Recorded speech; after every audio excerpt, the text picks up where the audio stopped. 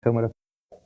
Aqui é o doutor Enéas Carneiro, que é médico cardiologista, presidente do PRONA e candidato à presidência da República. E nós já temos, quero dar boa noite, boas-vindas aos nossos convidados, né? E já estamos com a nossa primeira notícia, que é a intervenção do ministro da Fazenda, Ciro Gomes, em relação a essa greve dos metalúrgicos no ABC. Vamos apreciar essa matéria e voltaremos com o comentário dos nossos convidados.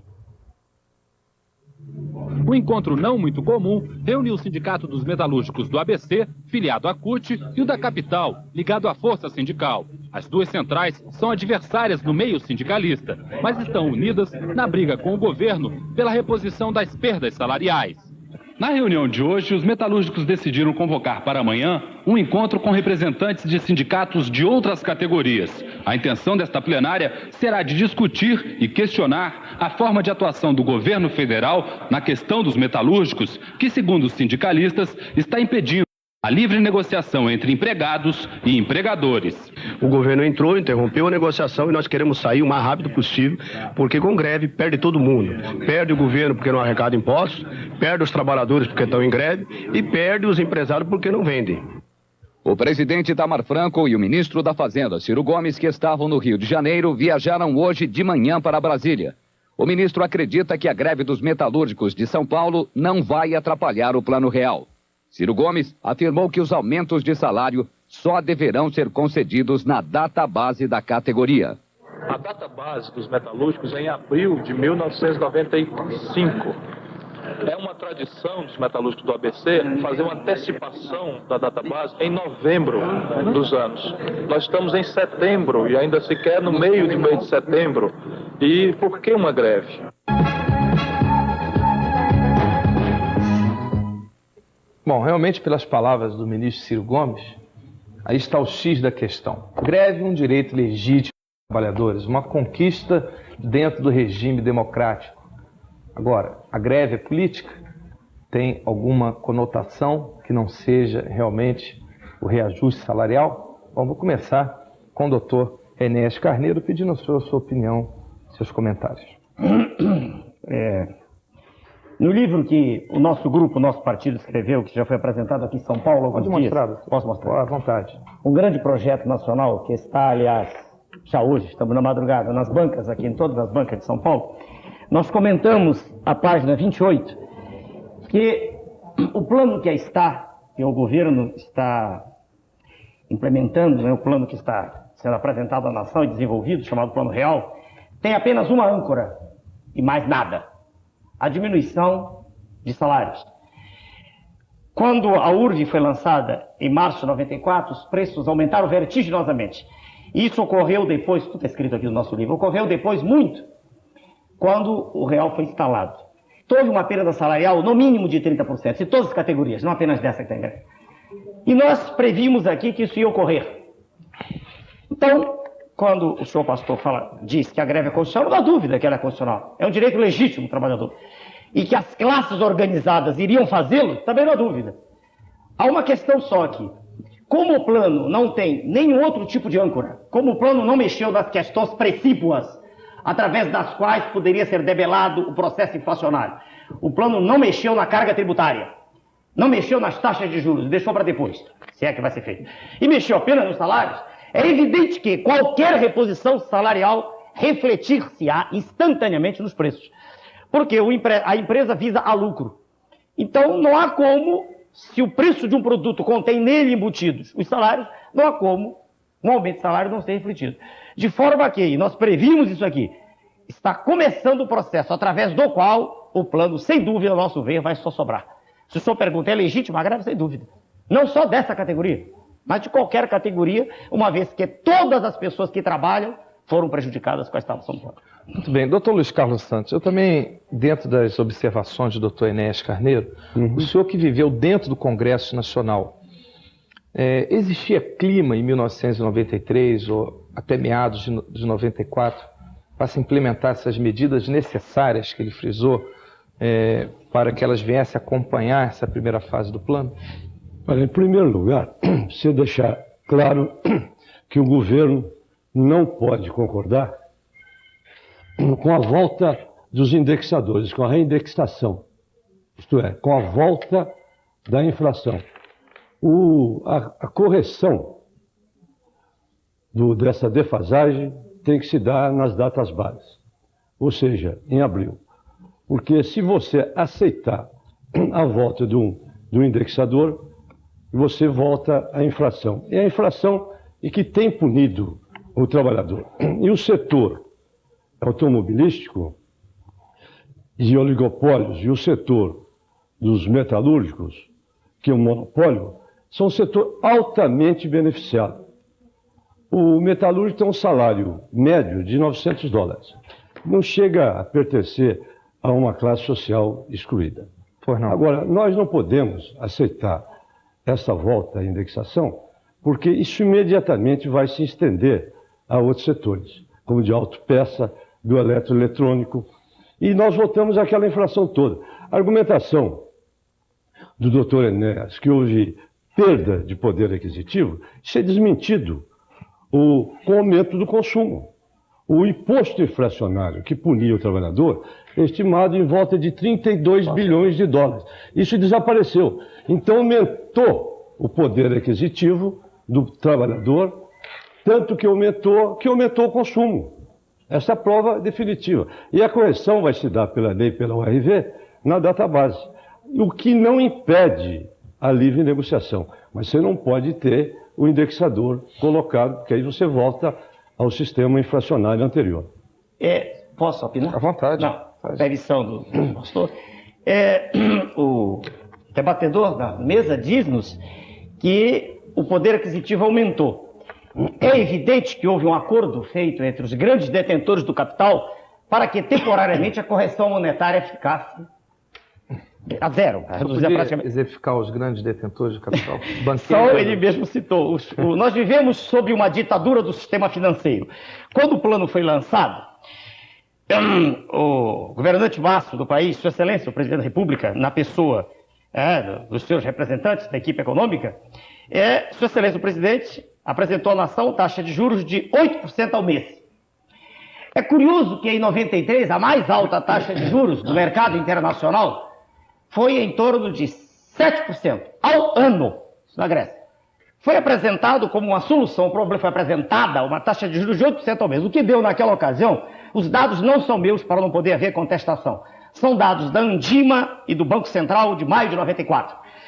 Com a taxa de 8% ao mês, com uma dívida mobiliária de 57 bilhões de dólares, naquela ocasião foram pagos 4 bilhões e meio de dólares aos donos da nação.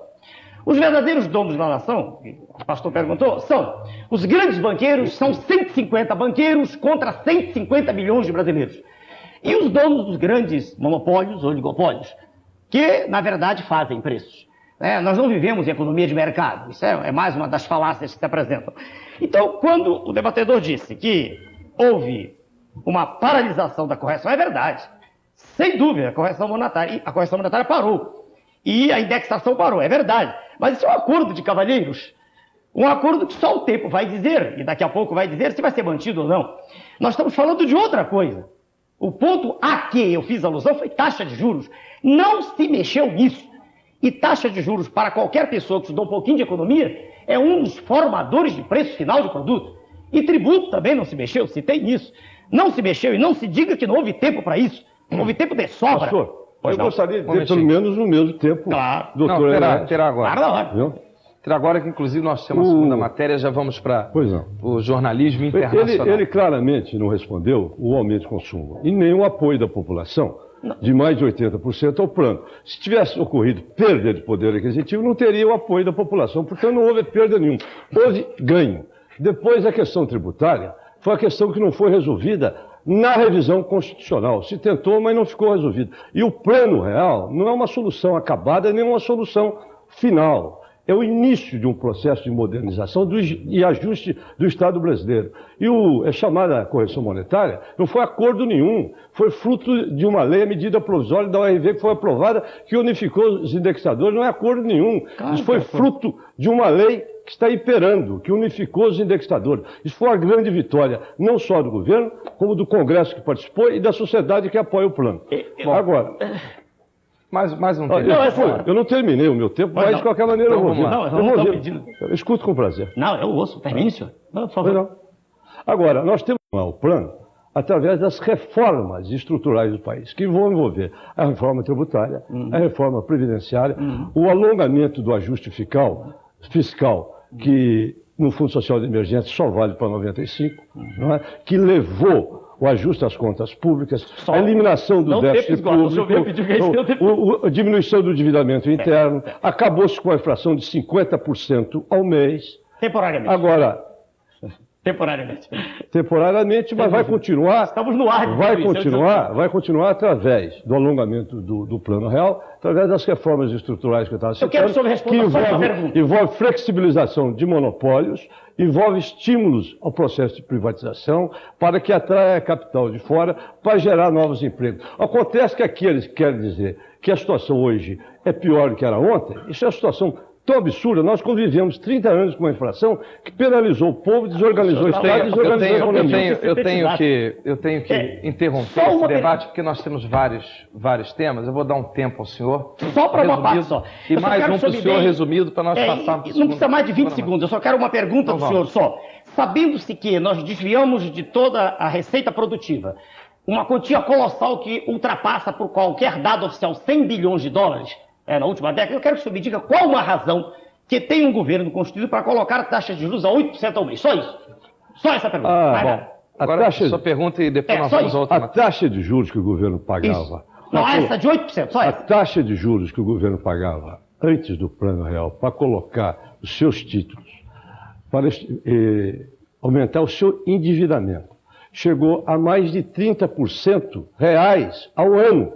Isso é que nós nos livramos disto. Hoje a taxa de juros que está aí é uma taxa de juros que é administrada diariamente. E nós vamos chegar hoje...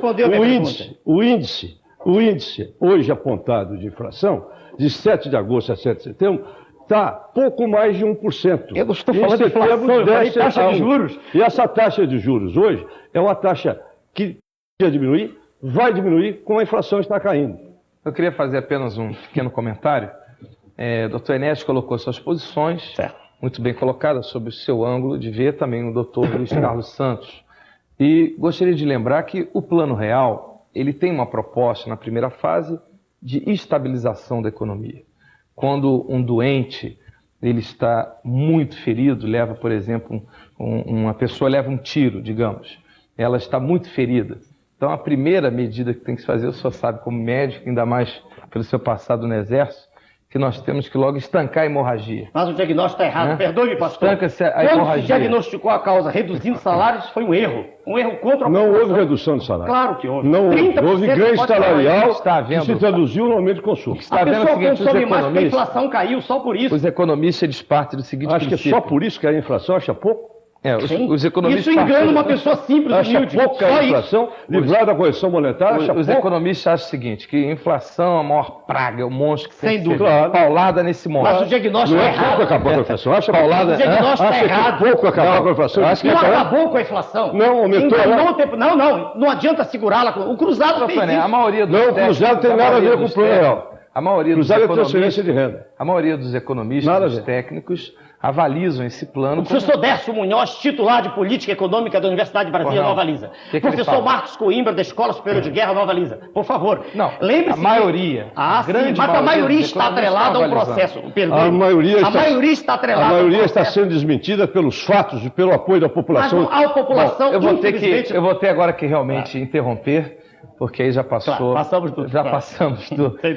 da discussão um pouco genérica do assunto. Teríamos que fazer um tema realmente para falar sobre o plano real e podermos analisar mais profundamente.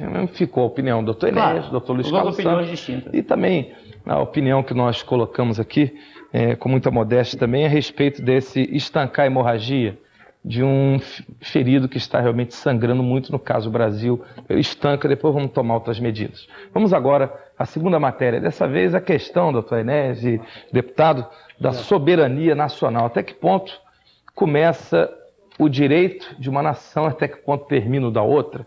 Vamos a essa tão falada invasão do Haiti. Vamos lá. O porta-aviões Eisenhower partiu hoje da costa leste americana, transportando 2.000 soldados e 50 helicópteros de combate. O Eisenhower vai se juntar a outro porta-aviões americano, o USS America, que deixou ontem os Estados Unidos. O America leva uma equipe especial que tem a missão de prender o general Raul Cedras, chefe da junta militar que tomou o poder no Haiti em 1991. Mais de 12 navios de guerra americanos já estão navegando pelas águas do Haiti. Em mais uma tentativa de pressão psicológica, aviões americanos jogaram esta madrugada 2 milhões de panfletos com a fotografia do presidente deposto do Haiti, Jean-Bertrand Aristide, sobre 3 cidades do país. Atrás da foto, no dialeto local, está a mensagem de que o presidente voltará para reinstaurar a democracia. Segundo o governo dos Estados Unidos, 20.000 soldados americanos estão mobilizados para a invasão e mais 2.000 de outros 20 países entrarão em ação na fase posterior de reconstrução do Haiti. Mas, apesar da determinação do governo, o presidente Bill Clinton sofre oposição de grande parte da população americana e também do Congresso. Numa tentativa de justificar a invasão, o Departamento de Estado americano divulgou ontem um relatório que registra casos de abuso dos direitos humanos no Haiti durante o governo militar do general Cedras. Hoje, os corpos de 2 rapazes baleados foram encontrados perto da capital, Porto Príncipe. A política intervencionista, uns chamam até de imperialismo, os Estados Unidos no papel de pai de todas as nações. O mundo acabou com a bipolarização, acabou a Guerra Fria, a ex-União Soviética foi desfacelada, né? E hoje nós temos os Estados Unidos dominando através da sua política, principalmente a sua política econômica, como líder e assumindo esse papel, agora de uma maneira mais modesta, através do governo de Bill Clinton. E essa invasão no Haiti, um direito ou um erro em todos os sentidos? Doutor Enéas. Eu não aceito. Primeiro, eu não conheço nenhum foro internacional no qual os Estados Unidos tenham recebido o direito de intervir. Não conheço isso. Se alguém conhece, é claro, na mesa vai mostrar. Eu não conheço nenhum documento nesse sentido. Conheço trilateral, declarando que há países centrais e periféricos, conheço o G7, mas não conheço nenhum tratado que dê aos Estados Unidos que lhe outorgue isso. Primeiro. Segundo, e mais sério ainda, se nós, aqui no Brasil, não aceitamos esse direito de nós fazermos essa intervenção, nem que ninguém faça sobre nós, não entendo como nós possamos aceitar com o país vizinho. A meu ver, não há necessidade de perder mais tempo. E o próprio Conselho de Segurança da ONU não tem. Não vejo. Não vejo tem nenhuma democracia porque o país não tem poder de veto. Não vejo por que essa discussão ser procrastinada. Não vejo, meu ponto de vista. Pois não, doutor também não tem muito que alongar, nem encontrar argumentos novos. Nesse campo, estamos de acordo. Nós estamos de acordo. O senhor, então, não é favorável à invasão do Haiti? Acho que cada um cuide da sua política. O país tem autodeterminação. É muito difícil você aceitar uma exceção, porque a partir daí você passa a justificar outra. Abre-se um flanco. Muito bem. Bom, nós vamos então à nossa terceira matéria. São Paulo está vivendo um boom imobiliário. Só no mês passado foram lançados 5.000 novos empreendimentos. Em pleno Plano Real, como é que nós vamos analisar isso? Vamos lá. O Plano Real está abrindo as portas da casa própria para muita gente. O número de lançamentos do mercado imobiliário em São Paulo triplicou no mês passado. Cerca de 5.000 apartamentos foram colocados à venda.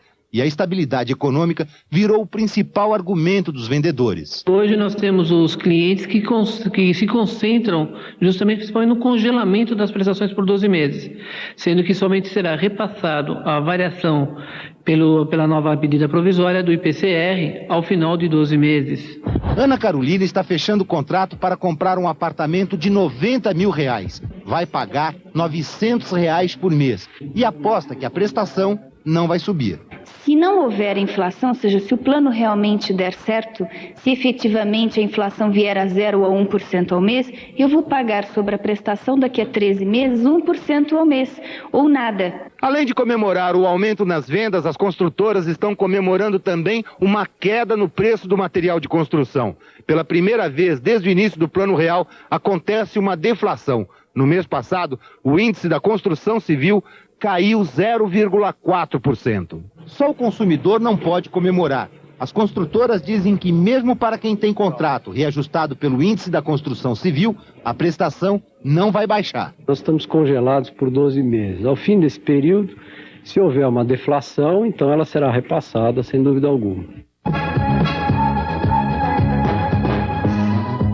A grande questão hoje em dia na sociedade brasileira são os imóveis, dito como imóveis populares, casas e apartamentos que podem ser adquiridos com baixo preço, ou melhor, com baixo custo, para que toda a população possa sair do aluguel e venha ter acesso. Para isso foi criada a Caixa Econômica Federal, mas parece que ela não vem cumprindo com os seus objetivos, pelo menos seus propósitos, que é uma malversação de recursos públicos notório, uma manipulação de verbas que deveriam ser destinadas para o sistema financeiro de habitação, são desviadas, não se sabe nem onde essas verbas vão parar, né? A não ser parte da parcela da população que sabe que muitas dessas verbas vão parar no bolso dos maus políticos. Doutor Enéas Carneiro, eu aproveito esse gancho dessa matéria para perguntar ao senhor os projetos que o Prona tem em relação ao sistema financeiro de habitação para que o povo possa adquirir casas, que nós vemos condomínios, não é só a pessoa que tem muito dinheiro para comprar, mas essas casas populares, o trabalhador comum tem acesso. O senhor já fez a análise bem apropriada da situação. Quando eu vi o comentário ali, a moça dizendo que vai pagar R$900 por mês, fica evidente que ela pertence a uma classe privilegiada, que é privilegiada. Uma vez que 2/3 da população estão entre meio e 2 salários mínimos. Nos níveis atuais, quero crer, isso chega a R$130 por mês. Ora, ganhando R$130 por mês é uma pilhéria pensar pagar 900. Então, o tal boom está privilegiando, está se dirigindo apenas a quem tem poder de compra. Esse boom não tem reflexo nenhum nas pessoas que estão marginalizadas no processo. Isso encerra a discussão. Primeiro, eu quero crer que não há nem o que ser discutido. Não há. Né? E no que concerne isso inclusive não está no nosso livro, não foi abordado aqui. Mas aqui estão abordadas diversas outras questões energéticas, saúde, educação, mas essa questão não está aqui. Agora, um ponto que pode ser examinado é o seguinte. Com salários desse nível, não há solução. E para que salários sejam aumentados, é preciso que haja aumento de produção. Eu repito sempre, todas as vezes que me pronunciei a respeito. E isso está dentro de um grande projeto aqui de macroeconomia. Vejam, senhores, os telespectadores.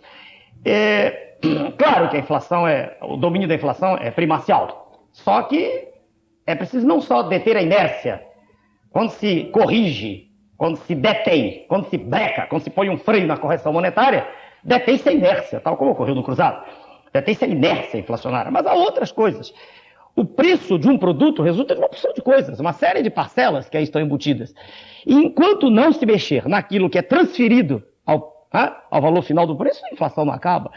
Então, a primeira coisa é fazer com que o preço dos produtos fique realmente menor. E, a médio prazo, aí sim, diminuindo o valor unitário de qualquer coisa que a gente compre, aí é natural que os salários possam ser aumentados. Aumentar por decreto não adianta nada, porque ele vai ser repassado aos preços. Havendo um aumento real do salário, um aumento em que aquilo que a pessoa recebe, unidade monetária, tem maior valor, aí sim, aí a gente pode pensar no plano. Antes não. Antes é um sonho, não há como. É preciso que o sistema financeiro de habitação volte a ter a finalidade que devia ter, para a qual foi criado, não tem. E é preciso, em suma, a meu ver, que exista um governo forte que atue no sentido de fazer as coisas funcionarem. É esse o meu ponto de vista. Deputado, tudo passa por orçamento. O governo precisa ter orçamento. E dentro desse orçamento, o chamado equilíbrio orçamentário. Não se pode gastar mais do que se tem. Se uma da despesa maior que a receita, o governo vai ter que pegar dinheiro emprestado. Corre ao mercado internacional, endividamento, enfim, problemas cada vez maiores.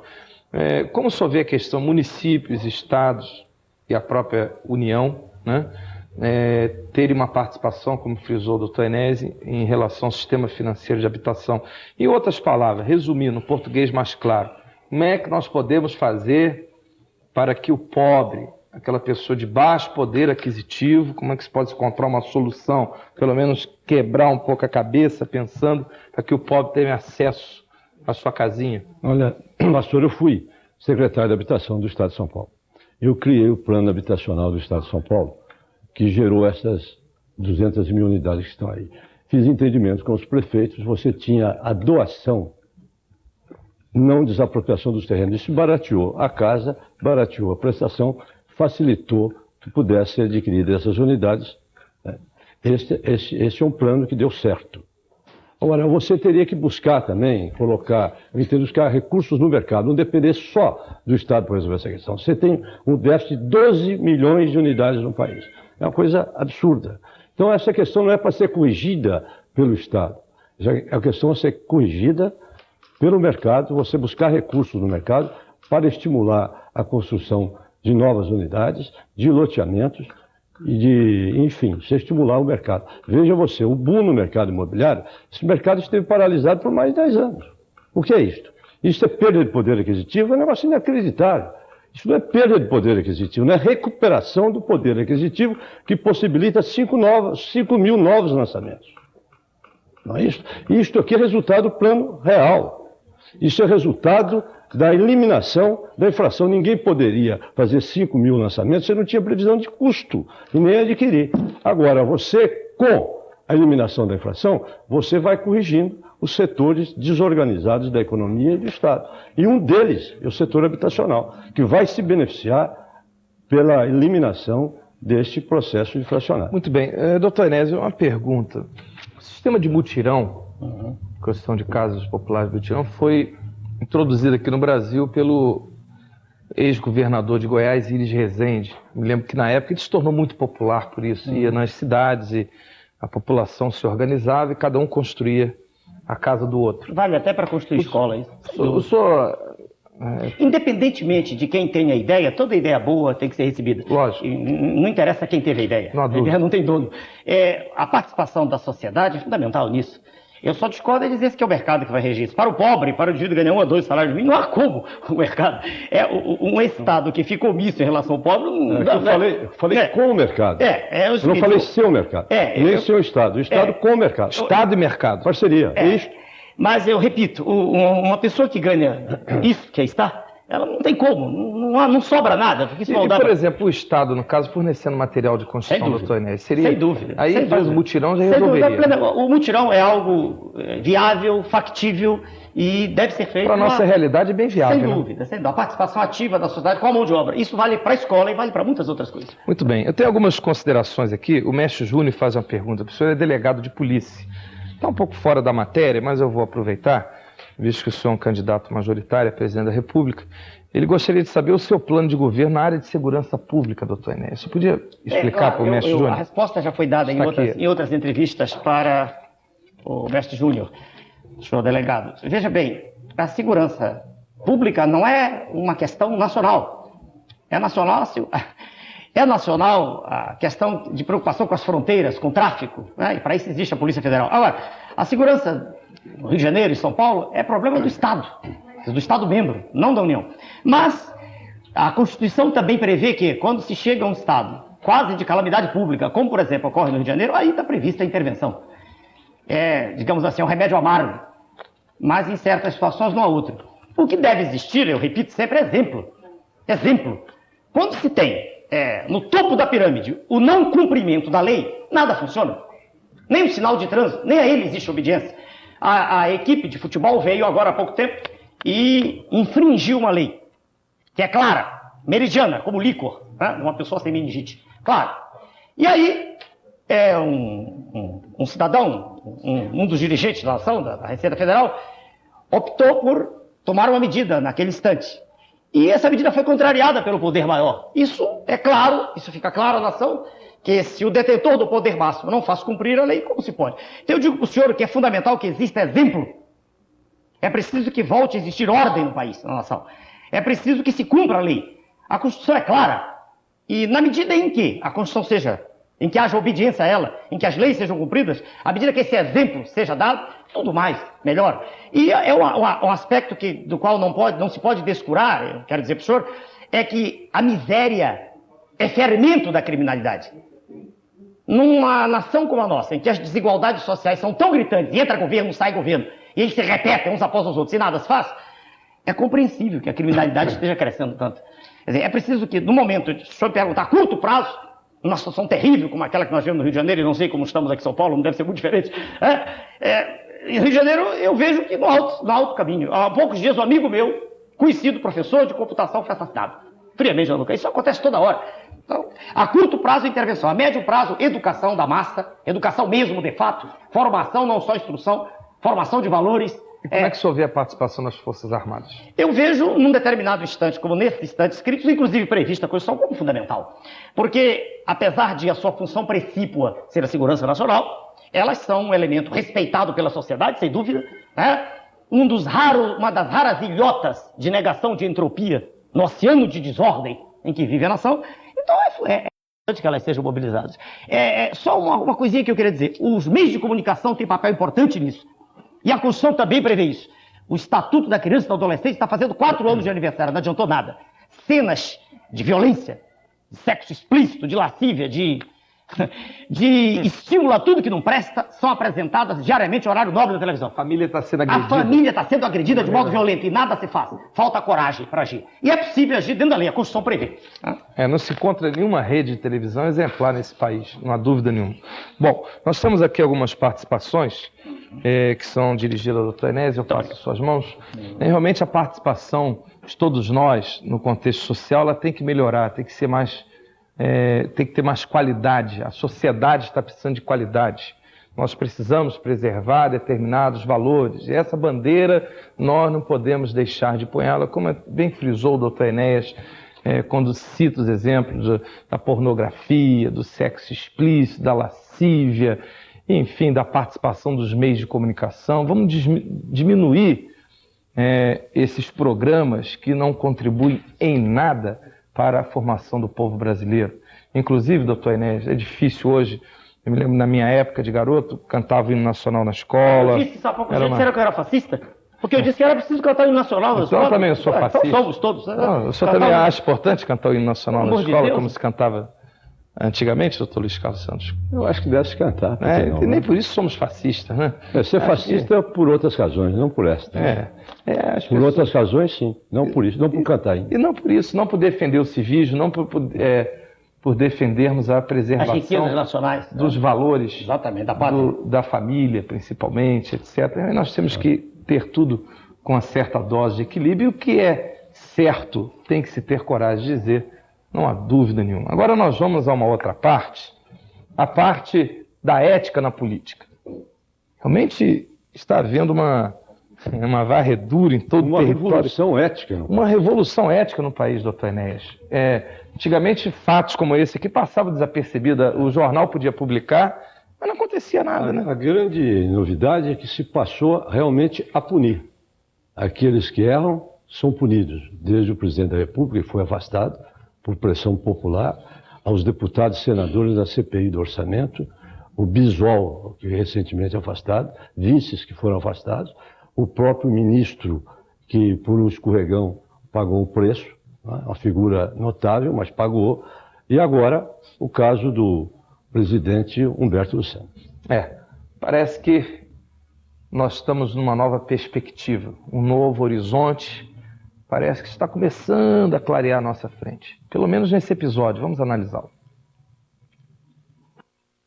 O TSE bateu o martelo, mostrou que vai fazer cumprir à risca a legislação eleitoral. Por 5 votos a 1, condenou o presidente do Congresso. O senador Humberto Lucena fica impedido de se candidatar agora e por mais 3 anos, por ter impresso material de campanha na gráfica do Senado. Há 19 dias das eleições, calendários como esse podem interromper os planos de outros candidatos. A decisão só não fez tremer o Senado porque a casa está vazia. Apontado por Lucena como um dos clientes da gráfica do Senado, o senador Ney Maranhão mostra com orgulho os cadernos que mandou imprimir e diz que não teme a cassação. Lá em Pernambuco, do prefeito de escada do PT ao PMDB, ao prefeito Jaba Vasconcelos, a todos indistintamente, eu entrego caderno. Então, isso não é propaganda eleitoral. Se todos fizessem isso, amenizava o material de ensino no Brasil. No Senado não param de surgir novos impressos de campanha pagos com dinheiro público. Essa capa de caderno traz toda a chapa de candidatos do PFL pelo Maranhão. Alexandre Costa, Edson Lobão e Rosiana Sanei, lado a lado. A justiça não pode ser feita apenas para uma pessoa num país, deixando-se de considerar outras pessoas que tenham cometido a mesma falta. A decisão do TSE pode provocar uma verdadeira maratona de denúncias e de novos pedidos de impugnações de candidaturas. Já há quem preveja uma reviravolta inédita no cenário das próximas eleições, com os partidos tendo que correr à cata de novos candidatos para substituir os impugnados. Aqui no Senado, a lista promete não ser pequena. Muito bem, vou começar mais uma vez pelo doutor Enéas Carneiro. Essa situação aí da cassação do senador Humberto Lucena, sem querermos entrar ainda no mérito, pelo menos da minha parte, porque ainda vai ser julgado aqui um recurso, né, pelo, como diz a matéria, pelo advogado Saulo Ramos, contratado pelo senador Humberto Lucena. Como sobre essa questão do uso da máquina, do governo, a ética na política? Frente a razões de disciplina num programa, eu prefiro me eximir de fazer comentários mais profundos sobre essa questão. Eu quero apenas lembrar um fato ocorrido, eu estou referindo a um compromisso assumido com a direção do programa. Mas, apenas fazendo referência ao que ocorreu em 1989, com a eleição de Sua Excelência o presidente Collor, e depois, quando houve impeachment. É preciso que a nação saiba de uma coisa, de modo bem claro. Tudo que estava ocorrendo, o dessangramento progressivo da nação, a expoliação de que estava sendo vítima o erário público, tudo era de sobra conhecido. Sua Excelência o Presidente, na verdade, foi denunciado pelo seu irmão, por um membro do clã. Suas Excelências, os congressistas, sabiam de tudo. E nada teria sido feito se o irmão de Sua Excelência não viesse a público. É preciso deixar as coisas bem claras. Quando houve também a questão mais à frente do orçamento, aquilo era uma coisa sobremodo conhecida. A deputada do partido a que pertence, dona Regina Gordilho, que ao entrar na Câmara, fez comentários na imprensa dizendo que aquilo ali era insuportável, que havia coisas horríveis ali ocorrendo. E um senhor que já foi cassado, presidente da Câmara naquela ocasião, disse-lhe que ela precisava provar. Ela disse: eu não tenho provas, mas eu sinto no ar isso se passando aqui, em todas as conversas, em todos os lugares.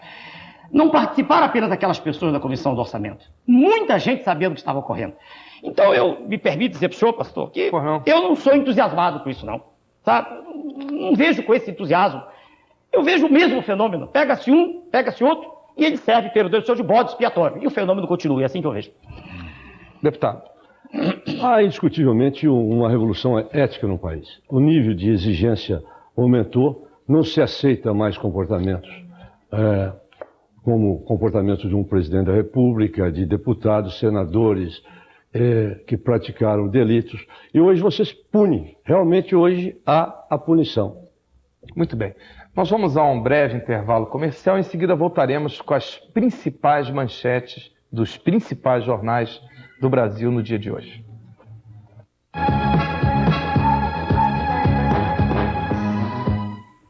Muito bem, vamos então às principais notícias ou às manchetes dos principais jornais nesta quinta-feira. Correio Brasiliense, seca para Brasília. Jornal Hoje em Dia de Minas Gerais. Governo conversa hoje com empresários e grevistas. 0 Hora. Punição de Lucena causa crise entre poderes. O Globo. Importados ficam mais baratos. Jornal do Brasil. Junqueira quer punir senadores que usaram gráficas ilegalmente. Folha de São Paulo. Governo tenta acordo para greve. O Estado de São Paulo, Itamar assume negociação na greve. Nós chegamos ao final do nosso programa 20ª hora, apenas algumas participações. O Antônio Alves, escriturário Guarulhos, diz que o aumento dos salários dos deputados é que causa inflação. A Cleonice Almeida do Lá Butantan, ela diz: os políticos estão tentando trabalhar contra o real, mas por que não fizeram nada para ajudar a população antes do real? O real está aí e vai prevalecer para a alegria do povo brasileiro.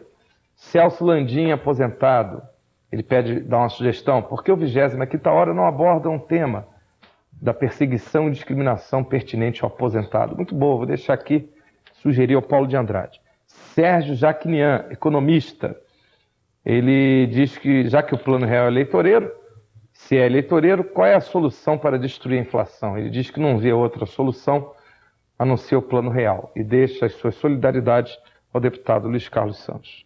Geraldo José, maquiador, Mogi das Cruzes, ele dirige a pergunta ao senhor, doutor Enéas. Eu faço a pergunta e também quero agradecer a sua presença, pedir juntamente com a resposta a essa pergunta, suas considerações finais.